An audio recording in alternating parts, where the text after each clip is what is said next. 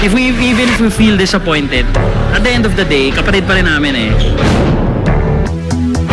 Maugong ang balitang 4 o 5 buwan ng buntis ang young actress na si Maxine Eigenman, kapatid ng aktor na si Sid Lucero, whose parents are Mark Hill and model-turned-actress Bing Pimentel. Nauna nang sinagot ni Mark Hill ang issue sa isang talk show. Sinundan ito ng pahayag ng half-brother ni Maxine na si Gabby Eigenman sa Pep.ph. Pero dito mismo sa StarTalk TX, isang bagay ang kinumpirma ni Gabby. Yes, this is gonna be her second. Siguro kasi sa age ngayon, andun pa rin yung feeling ko, yung magiging masaya. Ikalawang pagbubuntis ng araw ito ni Maxine, bagay na tila itinago muna ng pamilya mula sa publiko bago pa pumutok ang balita ukol sa muling pagbubuntis nito. Na hindi pa kami nag-uusap ni Maxine is gusto ko kami muna ni Sid kasi nga siyempre dahil nga siya yung buong kapatid, gusto ko malaman kung ano yung mga plans for her. Sa Pep.ph, isang J server ang natukoy na umano'y ama ng dinadala ni Maxine. Yun ang hindi ko alam. So, kasi me and Sid have yet to talk about the plans, kung anong mangyayari. Pero sabi ko nga, I'm here. If you need anything, I'm here. Ayon kay Gabby, hindi malayong iisa ang damdamin nila ngayon ni Sid. Yes, so sige kami ni Timmy, ni Sid. Yes, pero sabi ko nga, after etong storm na to, we consider it storm eh. Kumbaga, even if we feel disappointed, at the end of the day, kapatid pa rin namin eh. But if this news came as a shock to Gabby, what more for their father, Mark Hill?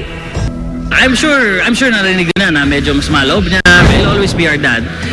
Kung ano man ang pinagdadaanan ng bawat isa, andun pa rin siya eh. Kumbaga, he'll still support. He'll support kung ano man ang mga decisions in life namin. It's not all anger. It's I don't know how to say this, pero it's more of kasi concerned ako eh. Concerned ako, syempre kapatid ko yan eh. We're not frustrated, we're not disappointed. I'm just surprised.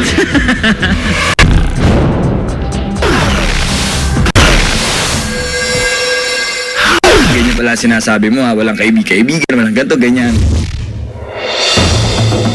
Last Thursday, sa Survivor Philippines Celebrity Showdown, pinatalsik na sa isla si Aaron Villena.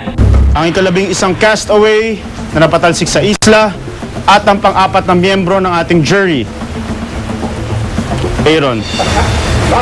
Pangalawa, Yes, see you. Tampa. thanks. Diba? Aaron, nagsalita ng iyong tribo. Paalam.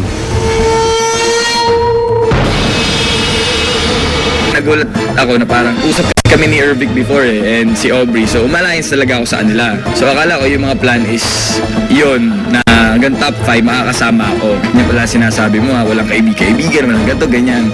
Sabi nga ni Mama Elma, kailangan maging bad ka rin paminsan-minsan. Samantala, malaki ang ginanda ng pangangatawan ni Aaron mula nang sumali siya sa Survivor. Handa na rin ba siyang tumanggap ng mga sexy roles? Ako naman, ayoko munang i-announce sa TV or broadcast kung ano man yung inaayos niya kasi minsan nauudlot. So sabi ko, pag nag-ready na, pag andyan na, nakalatag na talaga. So, Pero totoo nga bang pumayag na siyang maging underwear endorser? yung barkada ko may kakilala dun sa underwear brand. Di ko may expect na kukunin nila ako kasi nga, di ba, from Jericho Rosales, Alfred Vargas. So, sino ba naman ako, di ba, tataas na ng leveling ng mga yun. So, At isa na namang correction, mali ang binanggit na pangalan ni Lolit kanina na jowa ni Archie. Actually, hindi yun. Marami sila. At ito tama na dahil ang hanap buhay todo bigay sa pag-asenso sa darating na November 20 sa Sabado ito, 7 a.m. Ito na ang first business reality magazine show to be hosted by Chris Chu and Love Anuver. Nako, at ito pa, nako, bihira siyang magsalita pero Jackie Lou Blanco ihahayag ang panig sa iringang between Pilita Corrales and Lot de Leon at syempre si Janice de Belen. Naku, tanggap na pagiging lola sa apo kay E.G. Boy Mulak. Yan ang mga kwento ng Casa Dwarfina kaya abangan nyo sa Star Talk. Salamat, Flores.